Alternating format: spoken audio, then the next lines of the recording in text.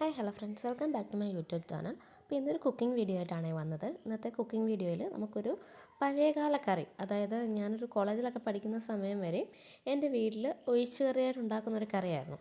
അപ്പോൾ ഏകദേശം എല്ലാവർക്കും അറിയാവുന്ന കറിയാണ് വെള്ളരിക്കയും മാങ്ങയും മുരിങ്ങയ്ക്കയും കൂടി ഇട്ടിട്ടൊരു കറി. അപ്പോൾ നമുക്കതിന് വേണ്ടി ചട്ടി അടുപ്പിൽ വെക്കാം. അതിനുശേഷം വൃത്തിയാക്കി കഴുകി അരിഞ്ഞ് വെച്ചിരുന്ന മുരിങ്ങയ്ക്കയും വെള്ളരിക്കയും മാങ്ങയും കൂടി ഞാനിപ്പോൾ ഒരുമിച്ചാണ് ചേർക്കുന്നത്. സാധാരണ എൻ്റെ വീട്ടിൽ അമ്മ കറി വയ്ക്കുന്ന സമയത്ത് ആദ്യം വെള്ളരിയും മുരിങ്ങയ്ക്കയും വേവിച്ചിട്ട് പിന്നീടൊക്കെ ആ മാങ്ങ ഇട്ട് ഞാൻ കണ്ടിട്ടുള്ളത്.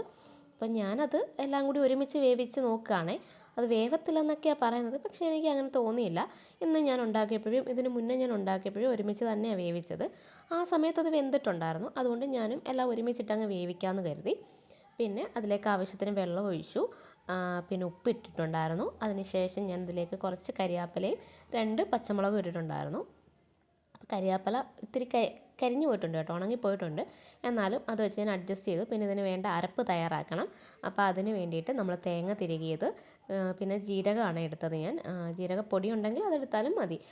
പിന്നെ നമുക്ക് അതിലേക്ക് ആവശ്യത്തിന് മഞ്ഞൾപ്പൊടി, ഇത്തിരി മുളക് പൊടിയും പിന്നെ 2-3 കുഞ്ഞുള്ളിയും കൂടി ആഡ് ചെയ്തിട്ടുണ്ടായിരുന്നേ. അതിനുശേഷം ഞാനത് തുറന്ന് നോക്കുന്നുണ്ട് അത് വെന്തിട്ടുണ്ടോ എന്ന്.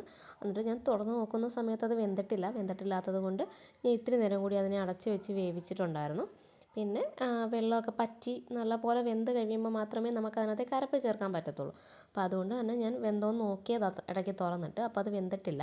ആ സമയം ഞാൻ അരപ്പ് തയ്യാറാക്കി എടുത്തായിരുന്നു.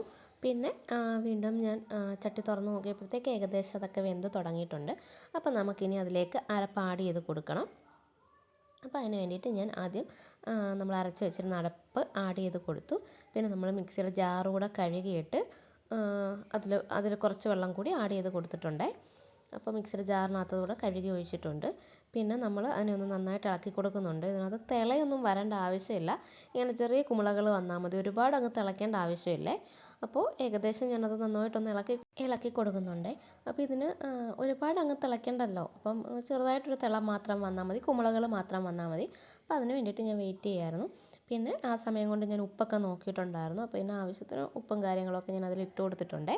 പിന്നെ നമുക്ക് ഇതിനകത്തേക്ക് വേണ്ട കടുക് വറക്കണം. കടുക് വറക്കാനായിട്ട് ഈ സമയം കൊണ്ട് ഞാൻ ചെറിയ ഉള്ളിയൊക്കെ പൊളിച്ച് അരിഞ്ഞ് വെച്ചിട്ടുണ്ടായിരുന്നു. പിന്നെ നമ്മൾ കടുക് വറക്കാനുള്ള ചട്ടി അടുപ്പിൽ വെച്ച് ചട്ടി ചൂടായി കഴിഞ്ഞപ്പോഴത്തേക്ക് അതിലേക്ക് എണ്ണയൊക്കെ ഒഴിച്ചു. എണ്ണ ഒഴിച്ച് കഴിഞ്ഞ് എണ്ണയൊന്ന് ചൂടായി കഴിഞ്ഞപ്പോഴത്തേക്ക് ഞാൻ കടുകിട്ട് പൊട്ടിച്ചിട്ടുണ്ടായിരുന്നു. കടുകിട്ട് പൊട്ടിച്ച് കഴിഞ്ഞതിന് ശേഷം നമുക്ക് ചെറിയ ഉള്ളി കൂടി ആഡ് ചെയ്ത് കൊടുക്കാം. ചെറിയ ഉള്ളി കൂടി ആഡ് ചെയ്ത് കൊടുത്തു. അതിന് ശേഷം ഈ ചെറിയ ഉള്ളി ഒരു ബ്രൗൺ കളർ ആകണമല്ലോ. അപ്പോൾ അതുവരെ ഞാനൊന്ന് വെയിറ്റ് ചെയ്യുന്നുണ്ട്. അതിന് ശേഷം ചെറിയ ഉള്ളി എല്ലാം ബ്രൗൺ കളർ ആയതിന് ശേഷം നമുക്ക് ഈ കടുക് പൊട്ടിച്ചത് കറിയിലേക്ക് തട്ടി കൊടുക്കുക.